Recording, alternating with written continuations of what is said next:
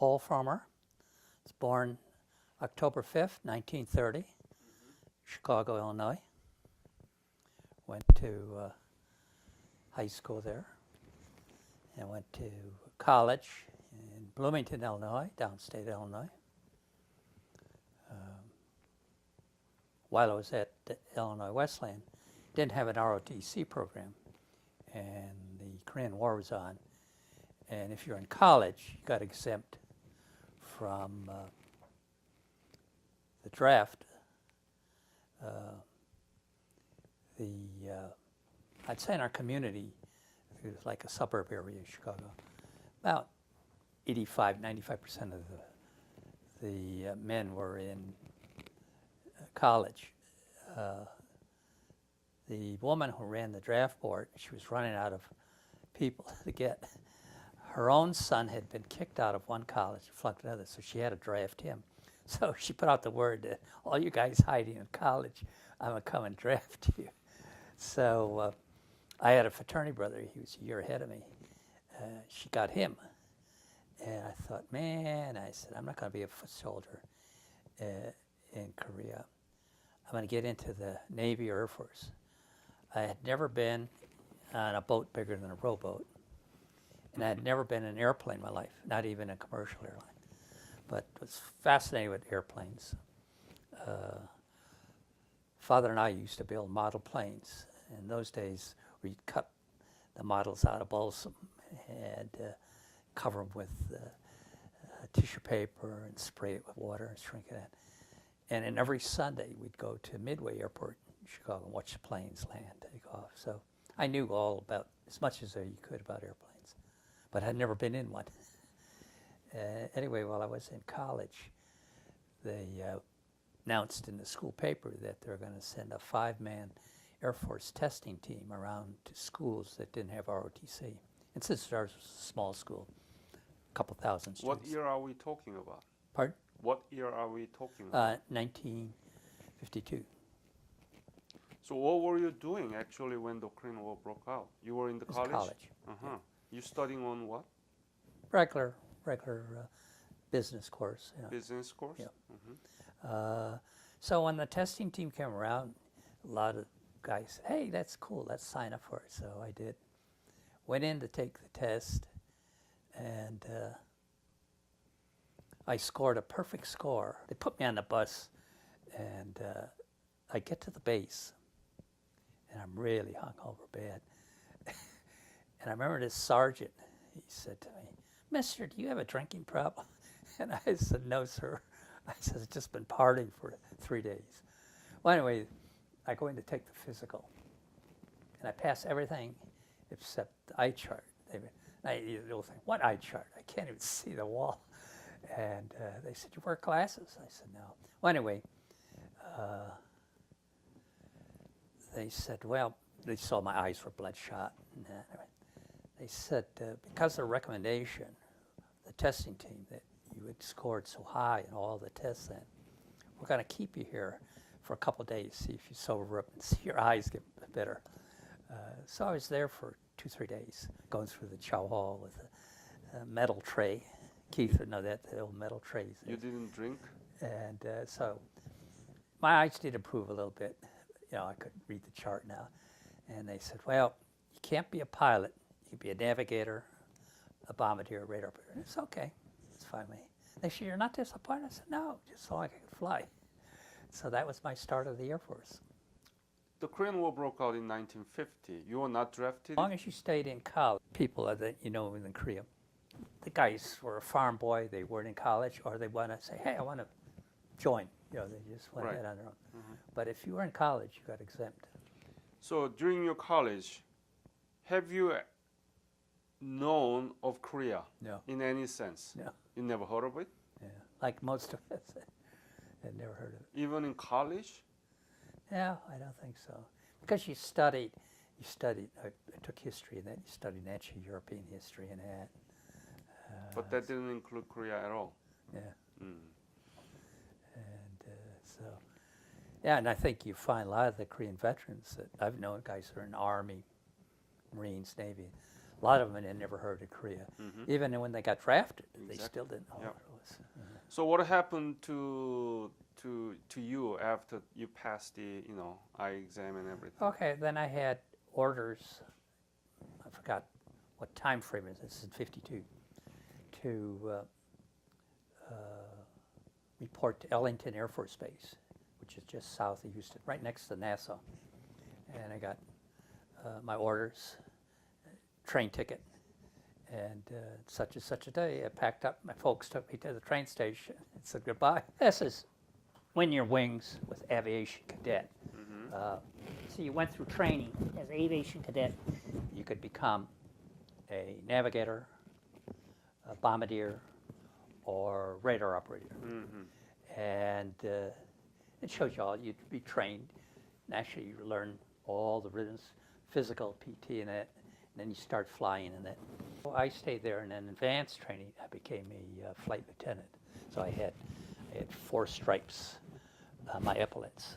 And then I was in charge of the whole unit to make sure they marched and did a lot of things. But that was my, a lot of stories that went on. So were you aware that you were headed to Korea by the time? You know that there is a war going around Yeah, in Korea, right. right? I'm trying to think. At that stage, I don't think we were. You're still talking about 1952. Right. Okay. And what people talk about the Korean War at the time when you're... I don't remember really. I don't think they did. That means I'm in a class of 52, 24. That'd be class 52, 23, 52. Got it. And I'm just trying to see if there was anything in here with reference to Korea. And I don't remember it being anything reference of the war going on in Korea. The officers, the commanders, the instructors were really pleased with what we put out because it's the first time they put So you're saying that that was the first yearbook in that Yes, school? I think so. You amazing. If they had done one, they had no record of it before. Now I understand they do for pilots, but this is for navigation Oh, and okay. elevators. But Can you show some of Yes. the cartoons or Well, the yes. interesting things to the each camera? page had they had to flight A flight, B flight, and had the officers, and it told some funnies about them. It wasn't all a lot of it was tongue in cheek, and then naturally graduation people you had them assigned it. Good. Then here, see, we have these dressed up formations. That was another thing. See, a lot of time they would have drills. As you know, in the military, they love to have drills in that. We could get out of going to the drills because we had to go in town and wrote the book. We have a fellow that wrote a poem, but then we have one member who's very good at caricature, and he drew cartoons. Some of us, I don't know if you've been hearing that. And until some of the things here they had, what the crime, who the criminal was, the person's name, the felony, and red hot. They would say different things you did, and what penalty you're going to get. But it was a fun thing. And then we put the home addresses of all the fellas. With your whole survival skills and the training, what happened to your Korean service in the Korea? When did you leave for Korea?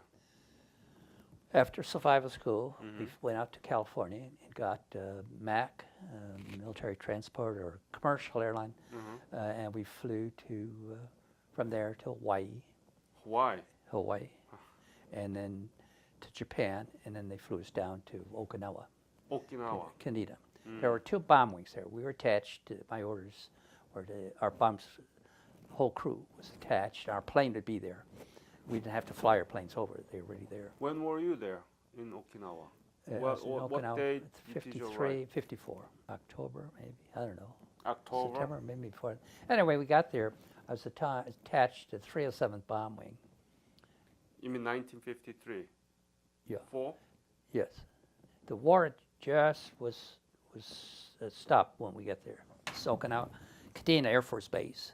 And then on the southern tip of the island is Naha Base. That was a Navy base. But from there, we'd fly up to Korea. Mm-hmm. Here's my maps from. And we would fly from Kadena up to Korea. But here is a mission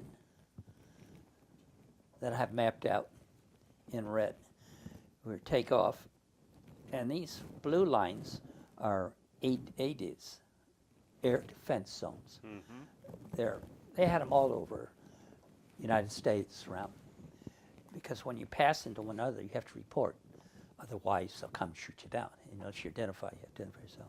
But here's a mission. We go up here, go up across, come across Japan, fly in, fly up to Korea, mission here, around, and come back.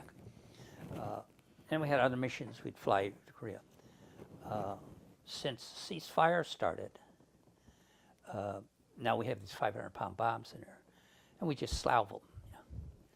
And then we'd come back, and we did that for quite a few missions. And then all at once, one time, somebody, Washington, D.C., or someone says, that's a waste of good bombs. Bring the bombs back, which means now you got to put the pins back in again. What was the main mission? Just fly over North Korea? Used searchlights. Yeah. And then also, we would fly at night, bomber string, one right after another. And they would send up, the MiGs would come up. A lot of these we knew they were Russian pilots. They would come up, and maybe they couldn't find a searchlight. So what they'd sometimes do, because they could see your exhaust from the engine, they would fly up parallel with us, and they would turn in like this and fire their rockets, hoping to hit the plane. And they did get sometimes somebody in there. What was your mission to North Korea? I mean, it was after the war. What were you We're supposed? still doing the same bombing missions they did before ceasefire stopped. See, we were doing the same target snap, except we just did drop our bombs. Yeah, but you. But they stopped, and so we couldn't drop our bombs anymore. Right. So now we kept flying our missions, flying daily, every day, maybe once every other day or something like that. To do what? Pardon? To do what? You would still do it. See, just because they say the armistice, that doesn't mean you don't stop flying. Fighters kept flying, and Yeah. I mean, to get some intelligence, information, or gathering. that, but mainly the practice. You guys, Just once practice. the military says Ah, to I do see. something, you do it. Yeah. Practice, Now I have practice. to tell you that normally when we come back from Korea, we always would have engine problems. Sometimes you'd have engine problem takeoff, then you come back. But normally coming back from mission, we'd always have one engine feathered or two engines because they leaked oil badly. And that. Picture of our crew members. That's me. This is the 5 officers. This is out of the 3 second lieutenants, myself, the co-pilot, and the radar operator. And that's a picture lined up for the plane, B-29. And then that's a picture of Jungle Jim. That's me in the pith helmet. Cut off the sleeves on our shirts. And that was a little car we had. Bought this Dodge from a sergeant who was leaving. He'd been stationed there. And we bought that car. The 3 of us pitched in and bought it. At one of our meetings at 270. We need to do it again. We did this, 4 or 5 years ago. We decided one day, bring memorabilia, bring your albums, told everybody to come.